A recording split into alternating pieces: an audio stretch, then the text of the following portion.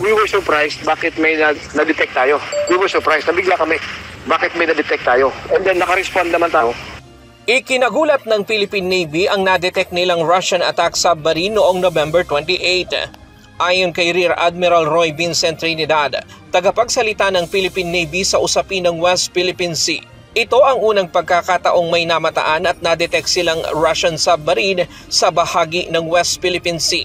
Agad nag-deploy ang Pilipinas ng mga barko at 4 na air assets simula noong araw ng Huwebes hanggang kahapon. Agad ring nakapag-establish ng komunikasyon ang Philippine Navy sa nasabing submarine. We were able to establish communications and okay naman ang usapan. So 80 nautical miles west of Lubang, hindi naman siya okay naman, friendly naman yung pag-i-share information.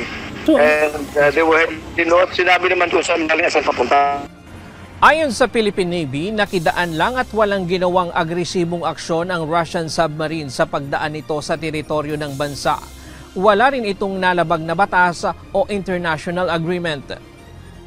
Ayon kay Trinidad, sa ilalim ng Freedom of Navigation ay hindi naman kailangang magpaalam ang isang foreign vessel na dadaan sa karagatang sakop ng Exclusive Economic Zone o EEZ ng ibang bansa.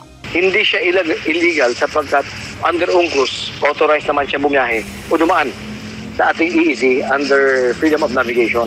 It's either you are surface, pwede kang submerged, walang doon. Granted naman under UNCLOS yun. Kahapon ng hapon namataan ang submarine sa hilagang bahagi ng West Philippine Sea at palabas na ng EEZ ng bansa. Ryan Lacadlale, UNTV News and Rescue. Diyos ang aming sandigan, serbisyo publiko ang aming pinahahalagahan.